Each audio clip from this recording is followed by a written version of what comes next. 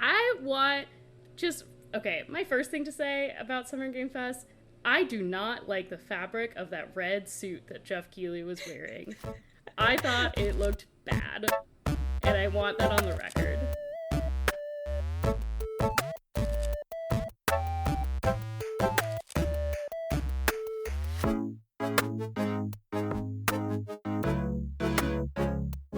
I'm Emmi. I'm Annie. And today we've got another grab bag episode for you. Thank you to our one true fan, for providing feedback that they would like to hear more of these. We were genuinely so thrilled.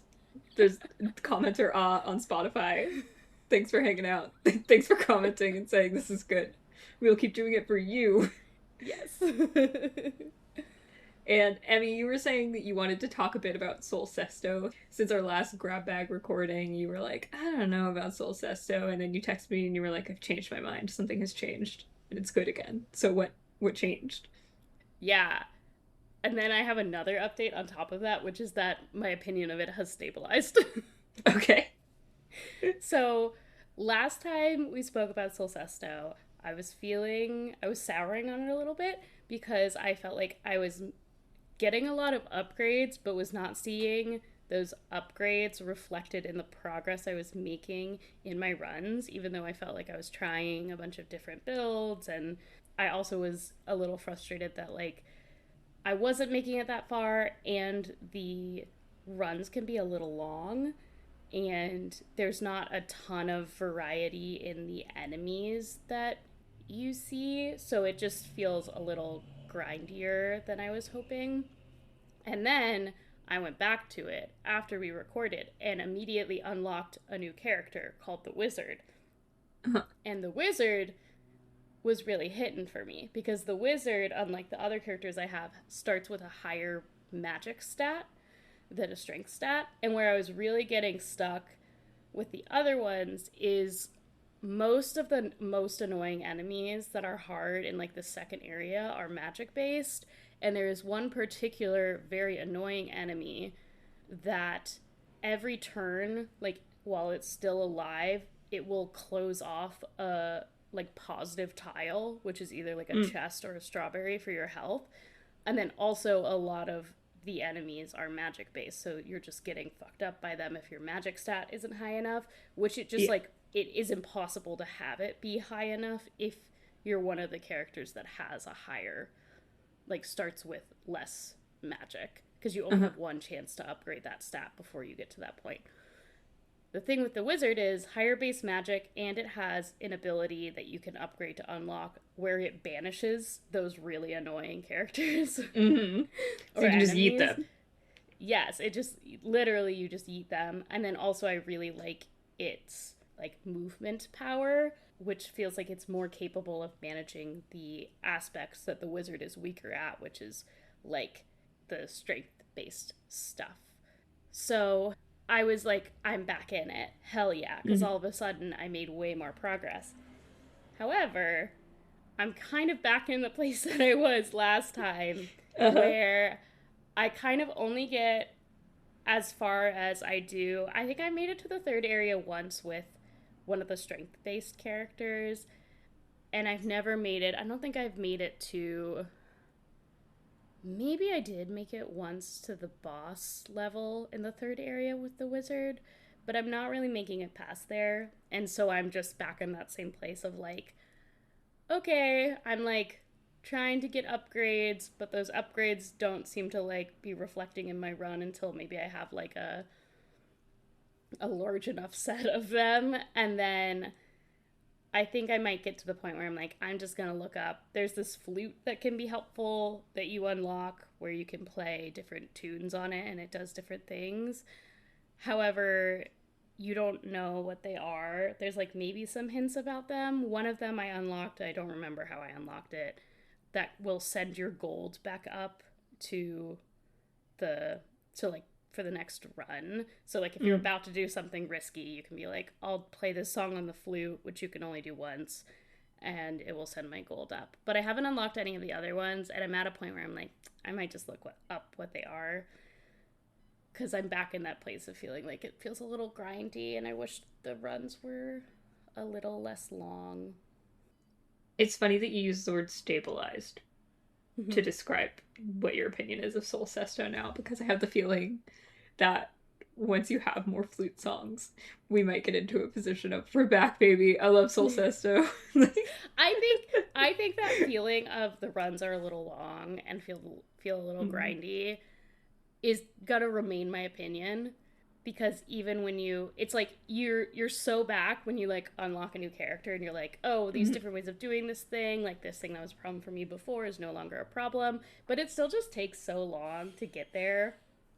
I think if the runs were a little bit more condensed, I would go from there are ups and downs in this game to being like a consistent high on this game. I still absolutely love, like, I think it's a really solid game loop overall. I think the chance maze mechanic is really interesting, and I love the visual design of it. Like, I really want to unlock more characters just because I want to keep seeing. Like, I want to see what the new enemies are in further areas, and I want to see what the new characters look like visually.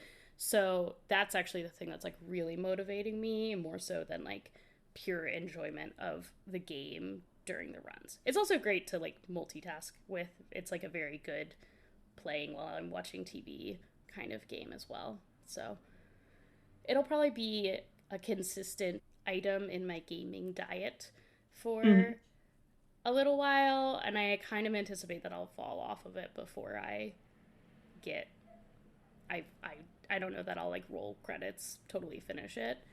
But yeah, I might be like, we're so back, but then a week after that I'll be like, no, I'm back to the same point I was at. We're so back. We're so over. Yeah. Back and over. It's not even we're so over, it's like we're so back, we're so regular. Yes, okay. Yeah. What was the second thing you wanted to talk about? It was Soul Sesto and then something else you mentioned. I just wrapped up Astrobot. Yeah, which we also talked about last time. I have gotten... It's like not technically all the bots, because I was looking it up and there's 4 bots that if you rescued in Astro's playroom and then started a save for Astrobot, you have like 4 of those bots carry over. And I never did those, and I tried to go back and do them, but I wasn't like getting it to trigger. So I'm happy because it shows a little crown on my save file that's like, you've done everything you can do. You did it. Yeah, I have I have 328 bots that I have rescued. Aww. And now we have Robot Society again. So did it work in the end? Has Astrobot influenced you to purchase and play other Sony properties? Not any more than I was already inclined to purchase and play other Sony properties. Okay. I'm actually sitting here wishing it at least had influenced you to play the Sly Cooper games, because they rock. I did look up, I was like, I don't really know Sly Cooper at all, and I was looking it up and I was like, oh, it's like actually one of the main, like I think you have a costume to dress up as Sly Cooper. Yeah, I maybe if I had less going, well, I don't know, who, like, people always have stuff going on, so I'm always like, if I had less going on, but in that case I would still be like, there's a lot going on. If I had nothing else to do and I didn't have this podcast and I didn't want to play other things, maybe I would be like, it's time to go play Uncharted or something, because I've never played Uncharted. But I'm still like, I don't care enough to actually go do that. You know, it's a big commitment. Maybe I should... I guess it's not indie, so it doesn't really work for an episode necessarily. However, kind of want to assign you, like, Sly 2 at one point. We could do like another kids childhood gaming episode. Well, I mean, I would love to do that, but I'm just going to pin in Sly 2 as possibly an option. And do you think Astrobot deserved Game of the Year? I don't know that I would say it didn't deserve Game of the Year. I think it's a very good game. Can I tell you about the new game I've been playing? Yes, please tell me. So I've been playing Mina the Hollower, which is, by the time this episode comes out, it's not going to be very new, but it is relatively new as of the time we're recording.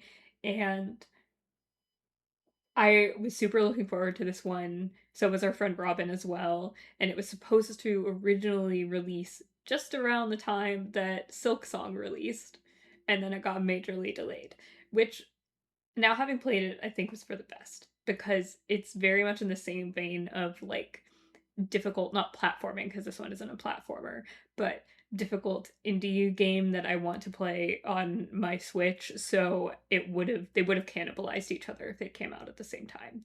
But thankfully, it's Mina time now, and Silksong is over, so it has been fully allowed to take over my brain, and I'm having so much fun. Oh, good. So, what do you know about Mina the Hollower so far, backstory, etc.? What's your basic knowledge there? I know that Mina the Hollower is about a little mouse. I know that our friend Robin was really excited for it. I know it's like 2D pixel art. I know it's supposed to be very hard, or I've heard that it's hard. And I know it kind of looks like a GBA game, like a limited color palette with like a really close viewport. And I know that it's made by Yacht Club Games, who made Shovel Knight, which is like very beloved, but I have never played.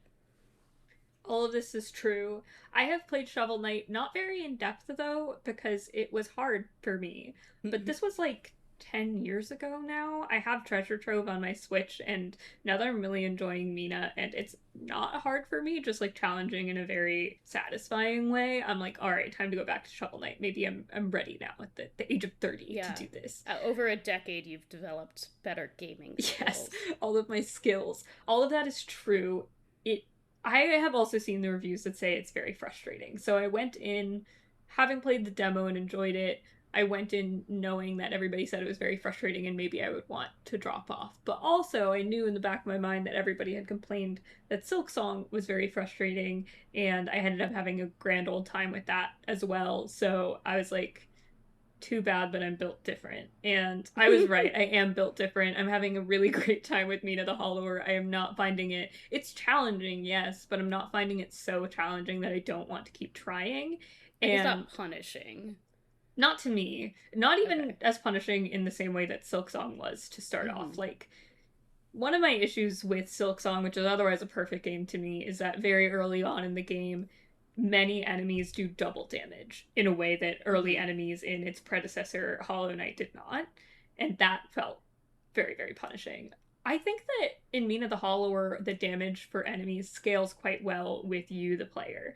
And if an area is too challenging, or if a boss is too challenging, you have plenty of opportunities to leave, level up a bit more, access trinkets that give you better powers, and then go back and try again.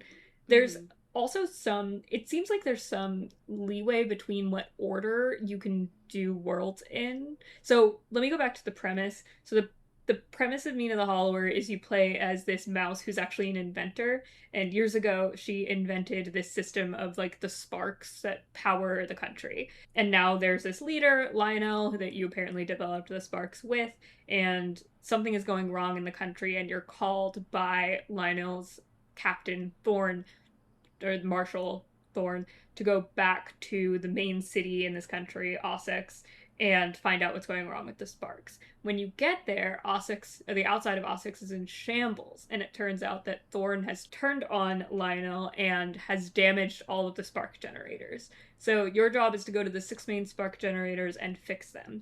But as the story develops, it seems not as all right with the world with Lionel. He's so sketchy to begin with. I'm sitting there like, of course Lionel's evil. Thorn is right, obviously.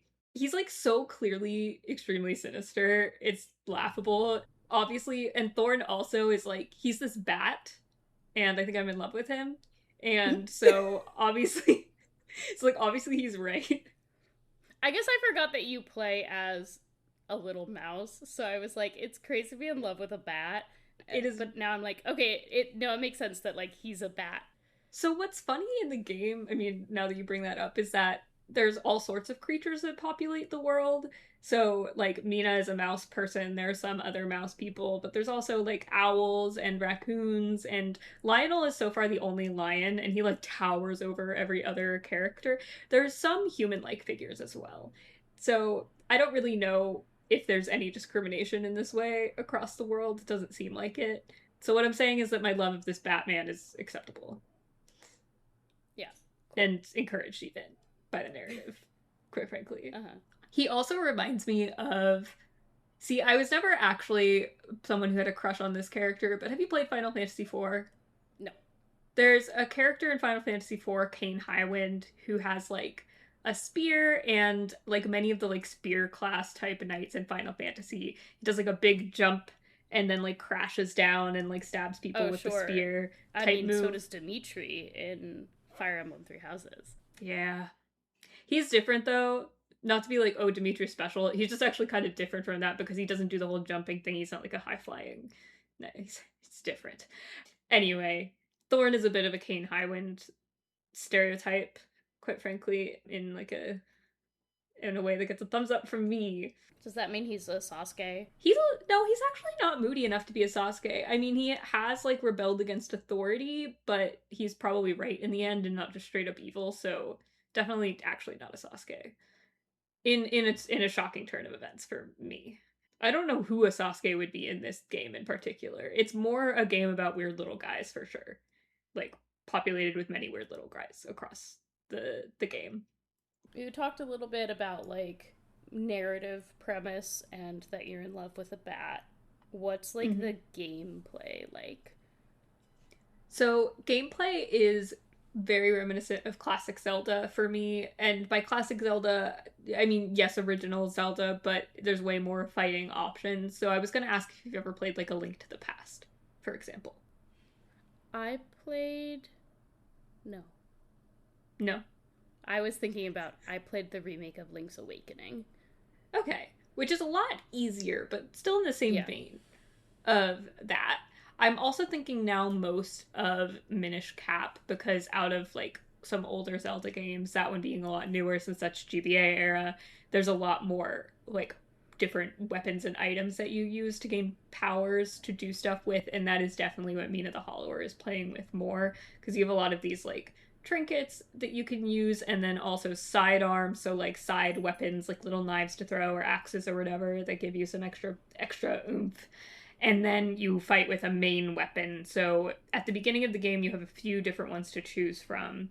I chose the Night Star, which is the one that's from the main key art, which is basically a morning star. It's a spiked ball on a chain with a handle, and you have a bit of reach with it. And that's basically what I've been using the entire game, despite unlocking other main weapons, because it works for me. And if it ain't broke, don't fix it. So it's a lot of like the combat with your main weapon plus sidearms that give you a little bit more reach or options. And then trinkets that make you, for example, able to walk over spikes without harm, or give you a shield against fire, or give you another chance before you die. And then in terms of like health and mana, so you do have a mana that's referred to as joules, which is fun because that's like a measure of electrical energy. Yeah, so that's say, is it like JUUL? JOU. No, not like. Wait, that's not how. That's the band vaping. That's the vape. That's the vape. Oh my fucking god. Oh my god. Oh my god. What I meant. You're correct. That what I meant to be asking is like, is it spelled like how the measure of electricity is spelled? But oh my god, Big Tobacco got you the vapes good. Have replaced. Oh my god. I'm gonna have to reckon with this later tonight. I'm gonna have to sit and think about it. Emmi, you don't even really vape. Like, I don't vape. Yeah. Well, no. The short answer is no. That's not how you spell it. You spell it like the energy. It's just JOULES.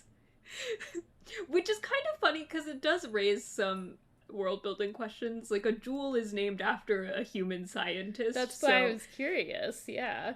I mean, maybe there's like a mouse version of joule way back in the day of this world of the game, but we haven't gotten into the history of science scholarship in the game aside from Mina inventing the sparks. So the implication be if it was spelled JUUL?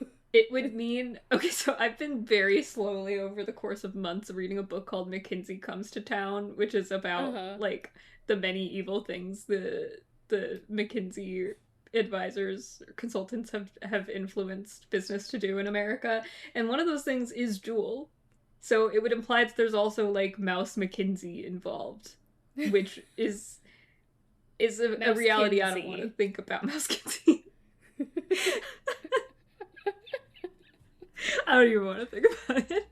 Turns out that Lionel is like a Nepo baby of 2 MouseKinsey consultants. Oh god. So, anyway, jewels are your, like, mana, and then you have health, and then also plasma, which is, again, is kind of like an electrical blood thing. But basically, you can lose health, but then by hitting other enemies, you can gain the ability to heal back a certain amount of your health. So if you hit an enemy enough, then you can use, like, one of your vials or whatever to drink and restore health based on the amount of plasma you've built up. So again, similar also to Silksong, it has a mechanic like that. That's probably the part that has been annoying me the most, actually, because you can get interrupted so easily when healing that sometimes in certain battles there's almost no point to trying to use your vials. I have various trinkets that make it easier or more punishing for the enemy when they interrupt you using your vials, but that out of, like, everything that's very frustrating, that's probably the thing that has killed me the most. Just trying to heal, man.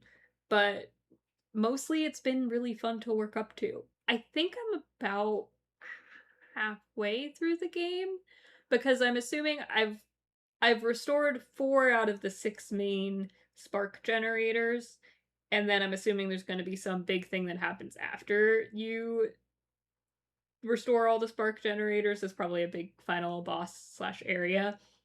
Also, in Grand Zelda fashion, my guess is that the final dungeon is going to be the castle itself in Ossex, which is what has happened in A Link to the Past and Minish Cap and a few other Zeldas, which I'm excited for. The only other thing that has been really irritating me is that you don't have a map until kind of later in the game when you upgrade one, and then you can only access that map from your home base, like when you're at, like, a save point. And I would like to be able to open my map all the time, every single second of every day. So that's really pissing me off. But otherwise, it's perfect. And I think that anybody who is having issues with it is maybe wrong.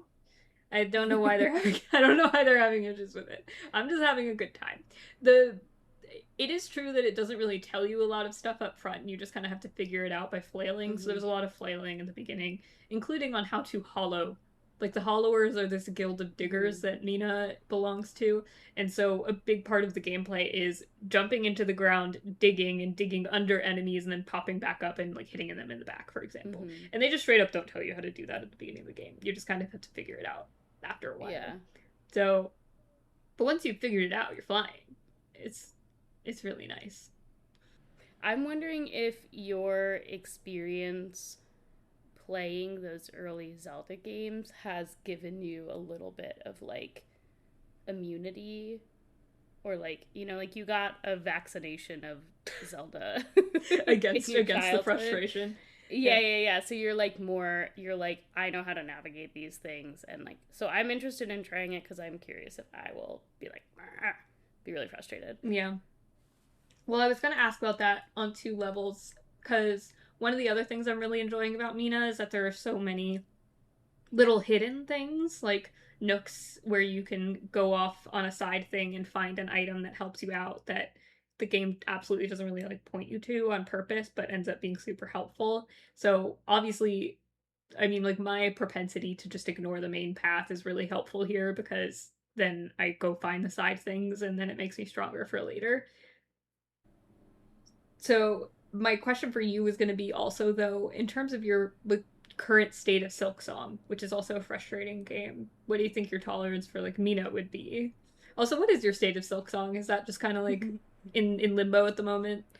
I opened it yesterday and I tried, or maybe the day before, and I continued chipping away at the Grandmother Silk battle. Oh, right. End of Act 2. Yeah.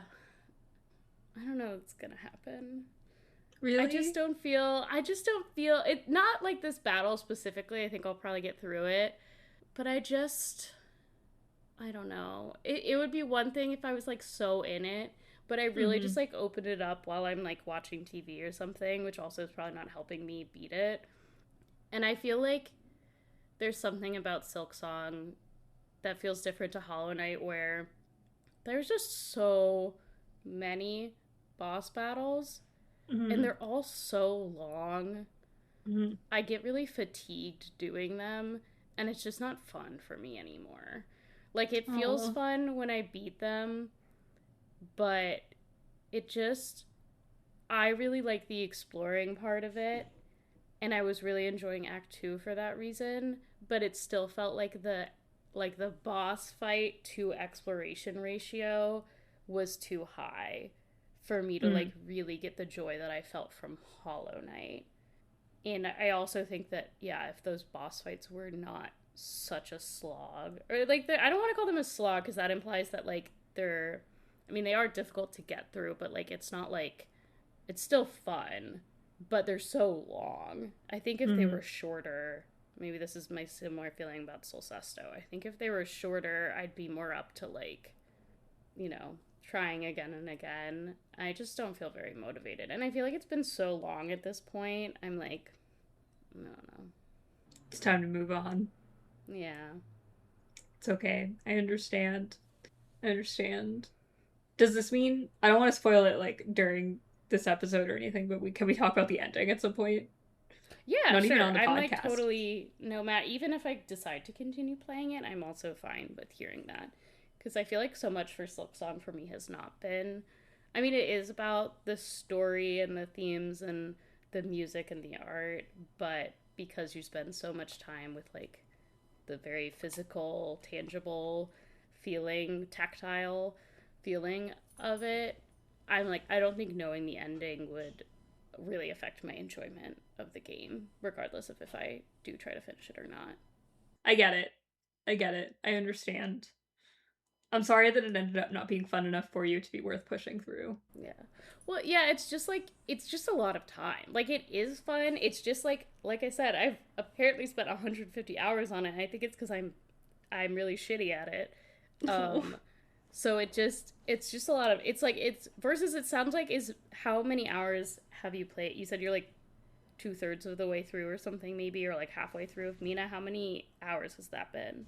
Let me check. I have my Switch right here. And I think it's like 20 hours so far. It's not comparable to. Like, I spent total. And again, I was also pretty bad at Silksong. But total in Silksong, I think I spent like 140 hours. So in Mina. Yeah, I've played about 20 hours of Mina the Hollower so far. Okay, so like not the shortest experience. It's not like, oh, this is a 10-hour game, Hmm. but I'm also more willing to like push through some difficulty in terms of like it doesn't have to be my sole focus for like months and months. Right. I do also think in Mina there's a lot more options for just running away. Because as long as you can get to the next screen, the enemies from the previous screen can't hurt you. Mm-hmm. So sometimes I'm just, burrowing, burrowing, burrowing Yeah. as much as I can to get away from the enemies and then get to the next screen where things are a little bit safer. So it's an Yeah. option. Yeah. How is your, something I'm a little worried about is the low, because it's like a very monotone color palette. I'm a little worried about like eye fatigue. Or has it Oh, not really been an issue for you? that hasn't been an issue for me, and partly it's because it's not a monotone palette. I mean, it's a Uh huh. limited palette on each screen, but it's actually very colorful, especially as you go from world to world. So when you get more options to jump from world to world more quickly, your things are switching up. Uh, Okay, so like each world has like a very like its own color palette. exactly. My favorite Gotcha. is probably one that is very like fall harvest themed, and Mm-hmm. a lot of the characters in it are these little like farmer crows, and there's also fields of pumpkins and lots of like orange leaves falling. So I really like that one. But yes, it definitely switches up from area to area in a significant way Okay. because it isn't limited the same way the hardware that inspired it actually is. Okay, cool. Because I think I've just seen screenshots of the like purple blue kind of Mm-hmm. area, and that seemed like something that could make my eyes feel really tired after a while. Nah. Cool. That is not Okay. something. There is contrast still. Things switch Cool. around depending on the area that you're in. It's even within areas as well. So I think you'd be okay. I think. Okay. Well, so maybe that will be on my list, but not soon. Do you have any more that you want to say about Mina? I'm trying to think if there's any other, like, last words that I got. Otherwise, I mean, I'm gonna finish it, so I'll keep you updated on where I end up with it when it's over. We covered the fact that, like, Lionel's obviously evil. We covered the fact that I'm in love with Thorn the Bat, who has a spear. Mina is also very cool. I want to learn more. The only thing that's missing is that, like, I love the little interactions with all the weird little guys across the world. There's also been a bunch of moments where, like, you think you're about to do something helpful, and then it turns out to be not helpful at all in, like, a pretty hilarious way. Like, just for one example of many. Like, I'm thinking of a bunch of options that I could tell you. For one example, there was this big frog guy in the bayou area who said, hey, like, I'm thirsty, fill up this jug for me, and then I'll be able to have a drink. And so you fill up the jug and you bring it back to him. And when he does drink it, he becomes super angry and belligerent and fights you. So you have to kill him. Because... And I'm like, bro, I was just trying to help you out, and now you have forced my hand. He drops a trinket for you at the end, so you still, like, benefit. But I was sitting there like, I thought I was helping. This is a game teaching you that you should not help strangers on the street. I mean, yeah, and again, there are actually a bunch of situations like that where they're like, hey, could you do this for me? And then you end up having to fight them, and you're like... So it's something built into the game. It's not a complaint, but it's something that is a pattern that I've picked up on that is making me laugh. There was another moment too. Oh yeah, this is important. It's something that I've actually concealed from my sister because I want her to play it. So she'll hear this, you know, a month or whatever from now and be like, you tricked me. There's fishing. There's fishing in this game. I feel like your sister's gonna survive. It's pretty optional fishing, but there is fishing. So I enjoy that. I like that there's fishing. Some people, like my sister, won't.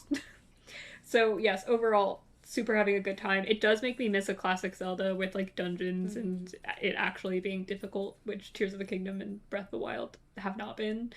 They have one dungeon each, really. So it also makes me wonder where the Zelda franchise is going, but that's a larger conversation.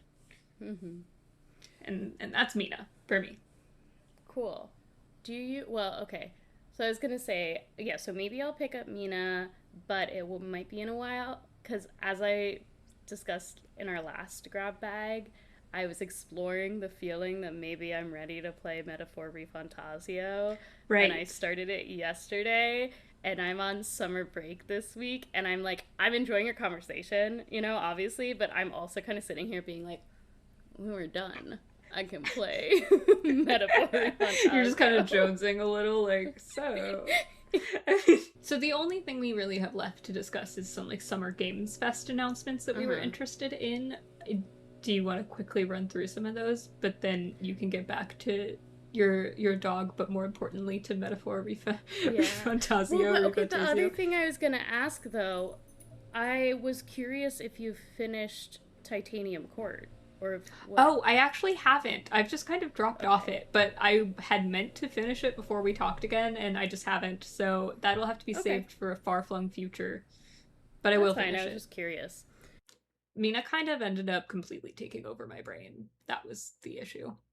Okay. Well, Metaphor ReFantazio is actually a really good segue, because one of the Summer Games Fest, I don't know that it was actually announced at Summer Games Fest or just around Summer Game. I think it's actually Summer Games Singular Fest. Sorry, Jeff Keighley. We never have to apologize to Jeff. Let's get one thing straight. Can I want okay, my first thing to say about Summer Game Fest, I do not like the fabric of that red suit that Jeff Keighley was wearing. I thought it looked bad. And I want that on the record. I'm gonna just agree with you on that, because I only read roundups and managed to not see his face a single time throughout my reading of roundups. So that was nice for me. I didn't even have to see the bad fabric. Yeah. I'm gonna send you a picture. I am gonna make you look at it, because I want to know your opinion. All right. Please, yes, please do. Anyways, one of the announcements around that was Persona 6 has been announced. Right. We're getting a Persona 6. I'm so excited. It probably will be forever, and then they'll probably be like, that's actually not the full game, releasing another version of it like 2 years later, and then I'll have to play that again. But it looks spooky scary, and I'm just so excited because I fucking love the Persona games, and I'm being reminded why by having played like 5 hours of Metaphor ReFantazio, and there's things in Metaphor ReFantazio that I hope they'll keep in Persona 6, where like you have a little bit more like real-time combat that you can do before the turn-based combat, and that feels good and fun, and I'm excited. I'm so happy for you. I think was I the one who sent you the announcement? And then you were like, what? So I went, ah! All I know is that it's green this time instead of red. Yes. Yeah, so. Very like spectral green. Slimy green. Great. Yeah.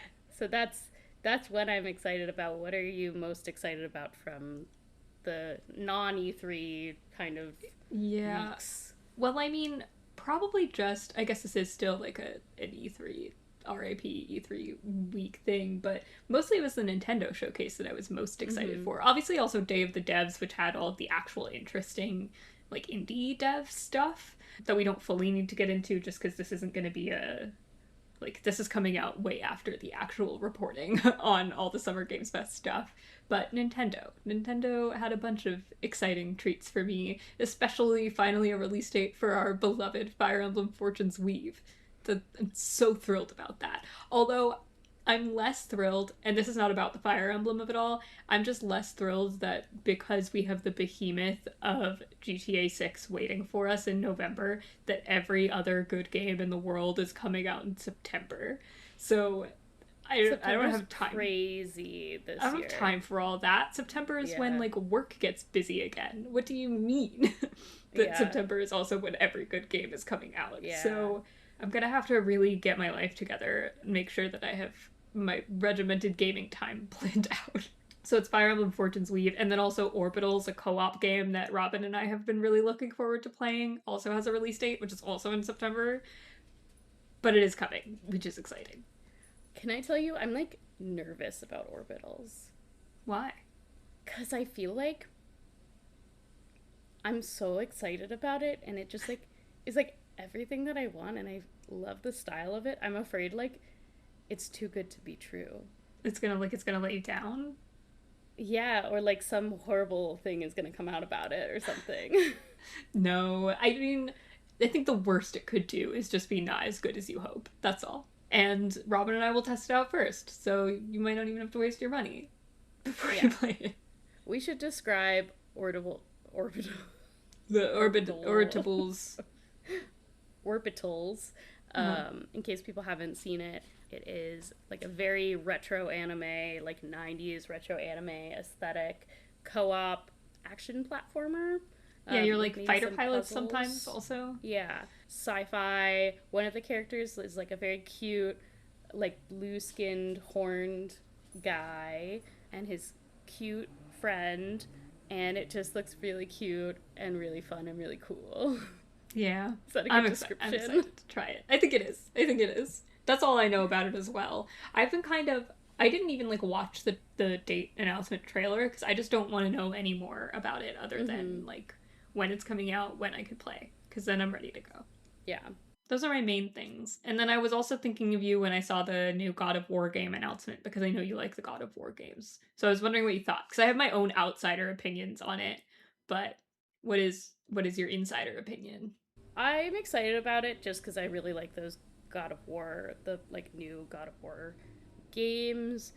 I think that they're games that are just like, they're a classic AAA, very shiny, lots of sheen on it. But it just really feeds the brainworms in a way that I really enjoy, and I really like the feeling of the combat in it, and so I'm excited because the announcement showed that it will focus on Faye, Kratos' dead wife, in the afterlife of gods, and she also seems like she has really fun combat, but that it's like maybe a little faster and acrobatic, and she has a sword, so I'm looking forward to how that like feels. And I'm also excited about this like setting of the afterlife of gods, I think could be really fun. And yeah, I'm expecting it to be similar to the other games in that it will be like very like lots of fun. To me, it's like a blockbuster action movie, you know, where I don't know that I'm gonna have anything like, oh, like something really interesting about this narrative and like blah blah groundbreaking. blah. Yes, I don't know that I'll really have anything to say about that. I might like it might make me cry because I think one of the other God of War games made me cry because they just do. But not in a way where I'm like it's all that interesting to me. But I think I will. I'm excited for it, and I will probably play it, and I'm sure I will enjoy it, and then be like, yeah, I had a lot of fun, and I don't have that much more to say about it. Yeah. I guess. I am excited that they showed in the trailer, seems like your companion will be a gelatinous cube. Yeah, fucking and cube. The ribbons on a sword, which, like, when I saw it, I was like, is that a gelatinous cube? It is. Played by the Quaid kid. I say kid, he's older than me. But you know what I mean? Dennis Quaid's son, who's now an actor, who's on The Boys. But yeah, I saw that too. Those are the things that give me pause about it. Again, as an outsider, I have no opinions on the God of War games as they exist. I like Deborah Ann Woll a lot, the actress for Faye. She's also in the Daredevil TV show, and she rocks in that. And she's also like a DM in her own right. She has a show that she DMs. But there was a part of me that's like, okay, so just because the main character is a woman now, they've decided to go like kind of cutesy with her companions and weapons. And then I'm like, okay, am I being a misogynist about this? Like, am I a misogynist but different from the misogynists who just don't like that there's a woman involved at all? And maybe, the answer is maybe. I'm not saying like all games have to be like super gritty, but I'm a little bit like, oh, so since she's a woman, she gets a cute cube and like fancy ribbons for her fighting. And that made me a little bit mad. And then I was like, should I be mad at myself for being mad? So tell me, am I a misogynist? I don't think you're a misogynist. That is not something that I thought about. It is kind of cutesy, but it's not like over the top cutesy to me. Like it doesn't reach that threshold to me of being like, oh, this is because she's a woman. I think it's more just they were like, what's all the different shit we could put into this world? And even the ribbons don't seem like ooh, like girly soft ribbons or anything. Like they seem like kind of badass and sharp. So yeah. It didn't read that way to me. I could see an argument for that, but I don't really feel that way. Yeah. My only other question about the sword ribbons is, did you ever play Skyward Sword? I didn't. In that Zelda game, the traditional Zelda companion was actually the sword. Like, there was a spirit in the sword. And everybody hated Fi in the sword. Not me. I liked her. But that was because I was A, good at the game, and B, kept my batteries, like, replaced in my Wii remote, because she would alert you if your batteries were low in a very annoying fashion. So I just never had to deal with that. So I'm a little bit wondering how the gaming community at large will respond to another mouthy sword companion, because they didn't like it when it was Fi. Well, and also like a woman's voice. Well, yeah, Fi was also a woman's voice. Yeah. To be clear, but yeah, another woman's voice. Yeah, I'm wondering how people... I don't really care about these people's opinions, but I am picturing the articles already and having to endure them, and I don't like it. Well, I think also something that people have complained about a lot in the recent God of War games and in Horizon has been how fucking... not mouthy is such a loaded term, but like how disruptive the sort of companion characters are, where it's like it doesn't even give you a moment to think for yourself before they're like, what about this? Like, do you see that thing over there? And it does get kind of grating. I actually didn't really notice it that much in my playthroughs of God of War. Maybe because a lot of times I just wasn't listening to the sound, which I'm like, audio is so important in games, and I feel so bad that I'm so often like, I turned it off. When you've turned off the audio in your games, what do you have going otherwise? A podcast. Gotcha. So I'm not that worried about it, but I could totally see this is just like, this is the companion character that is like, when you run into this puzzle. But also, I feel like people were so loud about complaining about that. There's no way they haven't taken that into consideration. We just don't know how much people will complain anyway if it's a female voice doing it instead of like exactly. a boy yeah, that's child. The other thing. It's like, that could also heighten people's complaints. In which case, we just don't have to listen. That's more that's not even a complaint on my end, just like an idle curiosity about where this is gonna go. Yeah. We'll see. I'm looking forward to it. I was excited. I really enjoyed that they released such a long, like, the announcement gave us so much like, it wasn't even just a long trailer. It was like an in-depth gameplay demo and like interviews about it. And it was like when I was in the depths of my paper revisions, and it was like the one day of the week I didn't work until midnight. We went home at like 10, and as a treat, we put the God of War Laufey announcement on the TV, and I was like, this is really long. Like, I was expecting it to be like 5 minutes, and it was like 25 minutes. My last question for the devs on that is, well, I just hope they don't miss this opportunity to collab with the singer of the same name but pronounced differently. Yeah. Her style doesn't exactly lend itself, I think, to like a theme song for the game, but hey, if they can make it happen, they should make it happen. I really like the Hosier song that was in the second God of War Ragnarok. There's a Hosier song in God of War Ragnarok. I think it's really good. Is it from one? Like, I love Hosier. Is it one of his main albums? Like, or is it a no? It was like for God of War Ragnarok. It's like the ending credits song. All right, okay, I gotta go look this up. That's really funny. I really like it. That's really funny. Yeah. So that's probably like the biggest. Persona 6 and God of War Laufey are probably like the big I guess, would you call Atlas AAA? Yeah. AAA gaming announcements that I am excited about. Otherwise, seems like a lot of games with guns that I'm not interested in. Yeah. Was there anything that caught your eye from the Wholesome Games showcase? I know you were looking at some of those. Yes. Yeah, so I watched the Story Rich showcase, and I watched the Wholesome Games Direct, and the Story Rich Games showcase. I just wanted to call out a couple ones. We got like more information about Grave Seasons, which we've talked about before, which is a farming sim with horror mechanics. And one thing that was like new to me that I learned through that was that it seems like it's not predetermined who the murderer is, so you can have like different playthroughs with different outcomes, and then like you're getting different perspectives on the character depending on like whether or not they're the murderer. So that was interesting to me.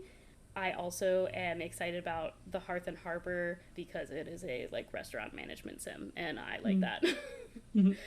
Oh, the other one I wanted to call out from Story Rich Games Showcase was Desktop Explorer, because I thought that friend of the pod, I Am the Snuggler, might be really into it.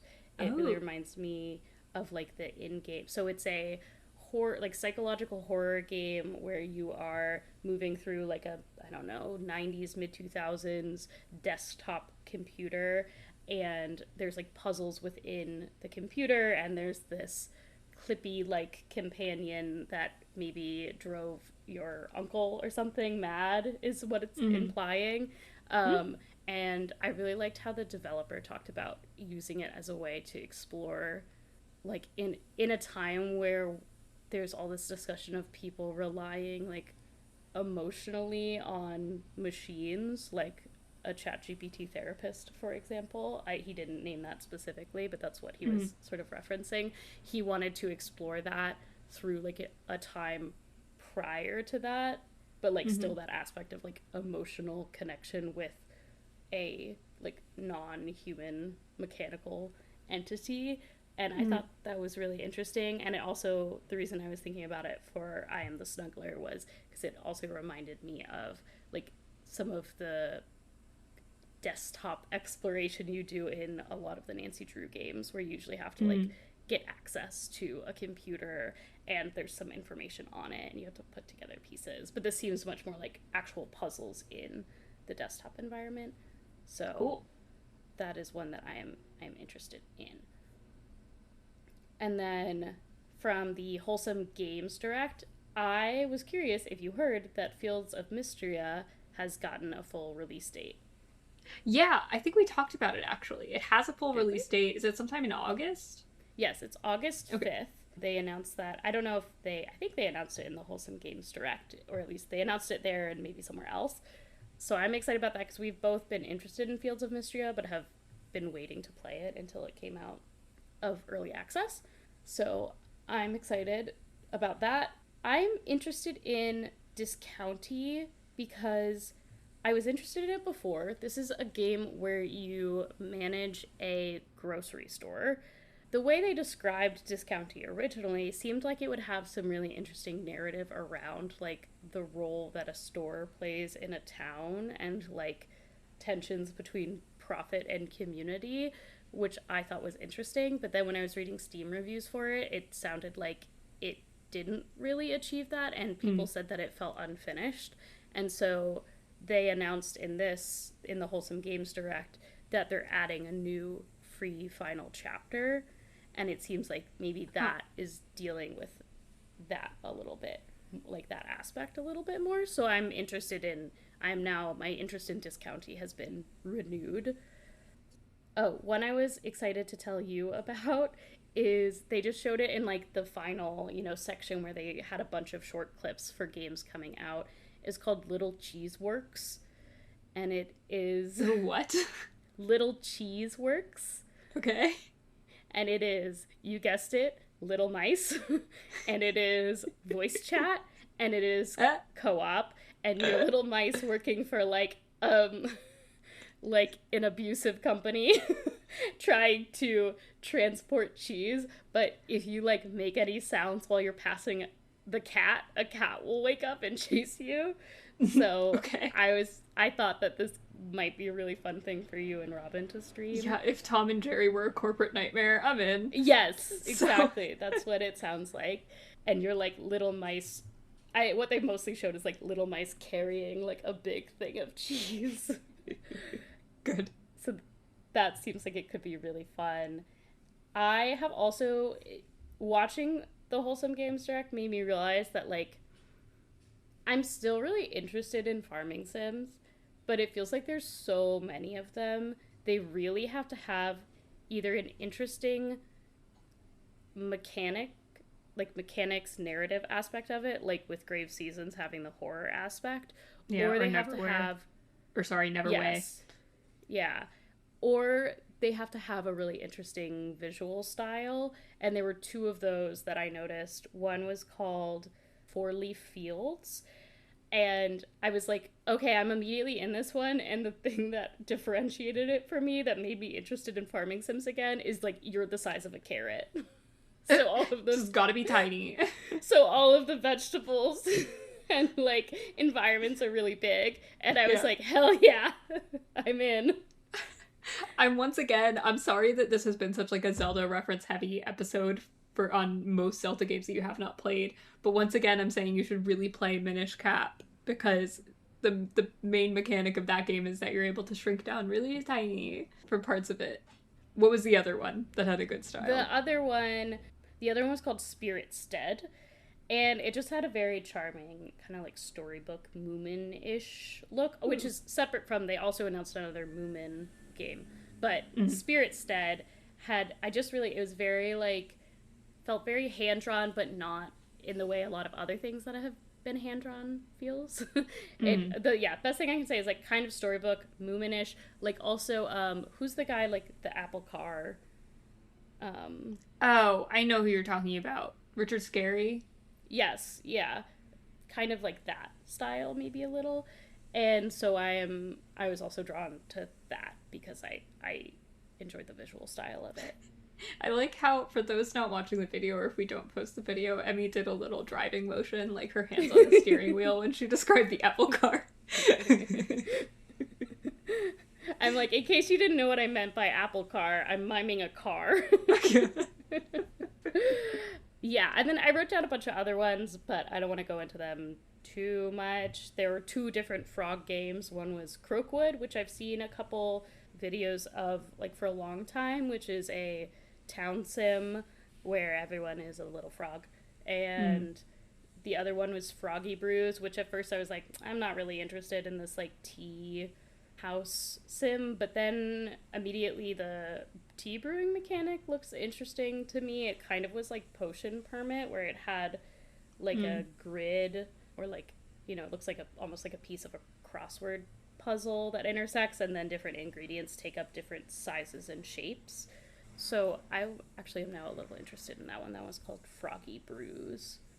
I think that's all that I wanted to call out from that one. But there's a bunch of stuff in it. I would recommend people watch it. It was a good watch. And especially if you just want to watch like a short piece of it, a lot of the games I was most interested in were in that final segment that just had short clips of games coming out. And there were a bunch. So I would recommend people check out, at the very least, that last segment of it.